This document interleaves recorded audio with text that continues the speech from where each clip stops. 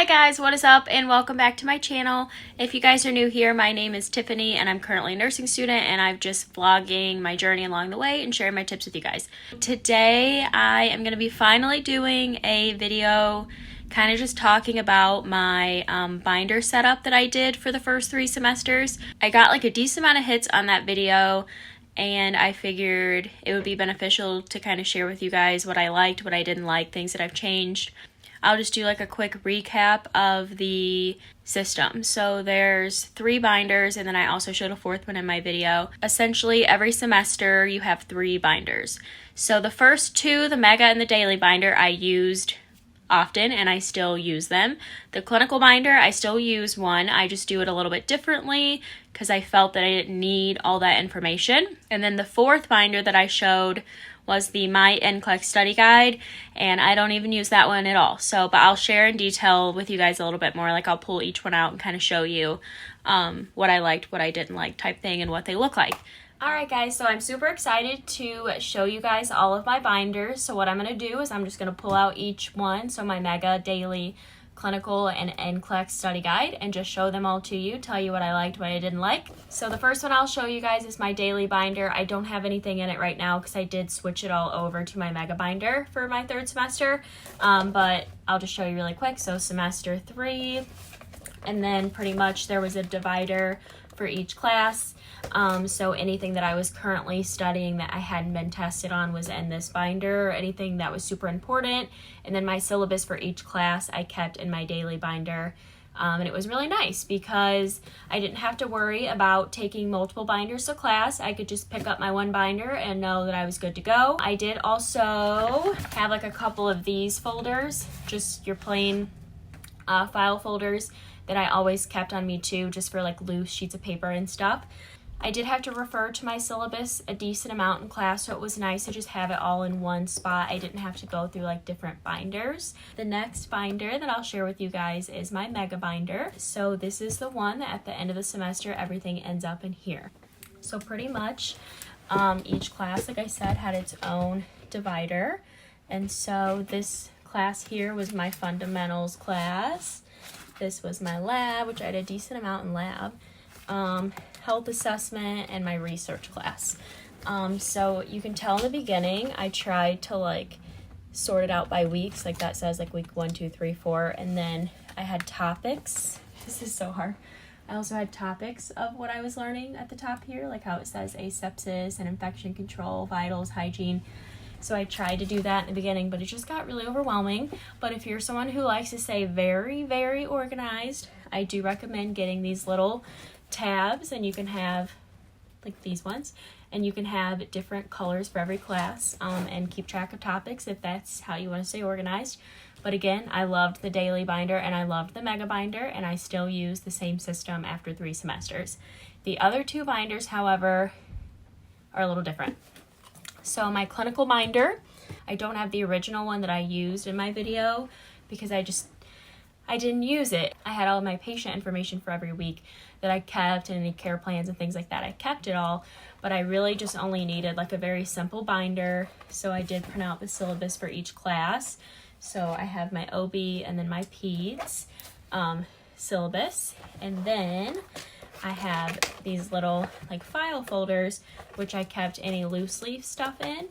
And that was nice. And then I still do switch all of this stuff over to the mega binder once I'm done with clinical for the semester, but I definitely don't have individual dividers for like care plans and things like that. I just kind of keep it all in one place. That's what worked for me. And then the last binder that I shared in the video was this My NCLEX study guide, and as you can tell, I have barely used it. I used it before I started school, so any notes that I made on nursing school, I used it for one ATI exam, which is the actual purpose of this. So pretty much when you take any exam in nursing school and they give you like your grading afterwards, they'll tell you, hey, this is your strong point, this is your weak point, you should work on this.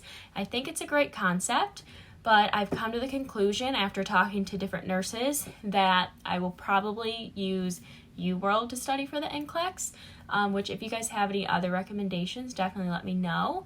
but based off of just the feedback I've gotten, I'll probably use UWorld, so this binder is not really going to come in much handy for me. And another thing, I can show you guys my semester 2 binder really quick. So I am actually going to combine my 3rd semester with this one. So I'm going to end up having a semester 1 mega binder, a semester 2 and 3 mega binder, and then I'm going to try my hardest to combine semester 4 and 5 into this binder since I'm not using it. So that way I don't have to buy as many, and then at the end of the semester I only have 3 really big binders instead of 5. I've come to the conclusion that you don't need to keep everything for the semester. Like, there are certain things that you know you're just never going to refer back to, so you can totally just like chuck them and just kind of keep the really important stuff that you need. So yeah, that is all 4 of my binders. Okay, I did want to share something else with you guys too. So before I started first semester was when COVID hit, and I was in quarantine, and I was just like bored, and I was like, I need something to do. And I was like, you know what? Why don't I make some sheets to help me stay a little more organized for school? So I made these little printables essentially, and I just want to share them with you guys because they actually were very helpful for all 3 semesters so far. So I'm just going to show you guys the ones that I made.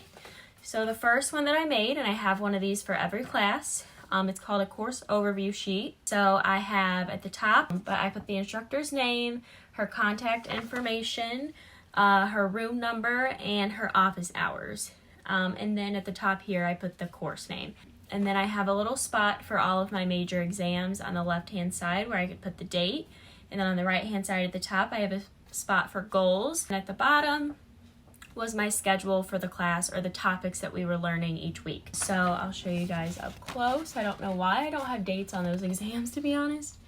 Maybe because I knew they might get moved. And those are the topics. I've always been a big believer of setting goals. I think it's good to have something to work towards.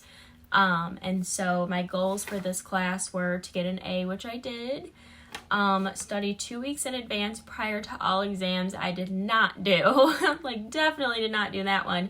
And then stay ahead on readings. I stayed pretty ahead of my readings for the most part. So yeah, and then at the bottom here was my what we were learning each week. So it was kind of fun at the very beginning to get my syllabus and then go through it and figure out like, oh, okay, what am I going to be learning in this class? Like, I actually enjoyed it.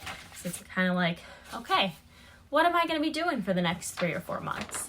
The next paper, printable, whatever you want to call it, that I made was for my readings and my assignments for the class. So I scheduled it in each week again.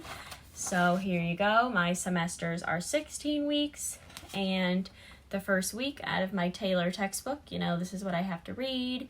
And then out of my other textbook, I need to read chapters 1, 2, and 3. And it was just really nice. It kept me very organized.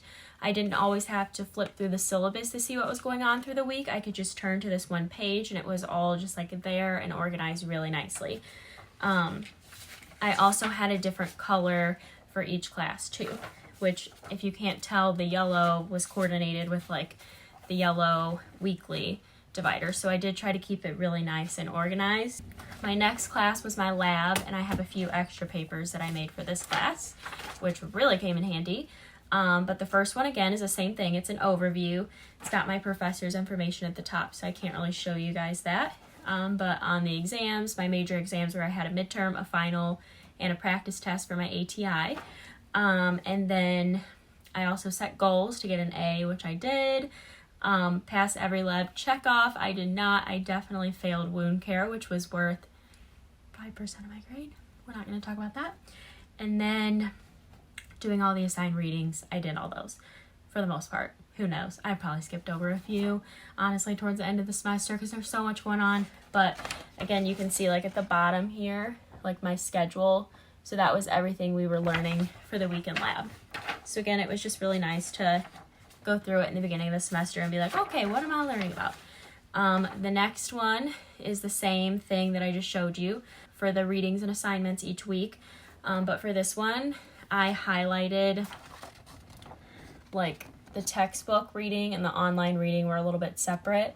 But again, this kept me so nice and organized. Like every week when I had readings to do, I just opened this sheet of paper and I knew exactly what I needed to do. It was pretty. I made it how I wanted it. I didn't have to look at the syllabus if I didn't want to. which is really nice. Okay, now I have 2 more sheets to show you guys that I made for lab specifically. So the first one was called Ticket to Lab. So for my program, we had a ticket to lab maybe every week, every other week, whatever. So pretty much if you didn't hand this in when you got to lab, you couldn't come to lab for that week. So every week I would just look at this, be like, okay, what do I have going on this week? First week, none.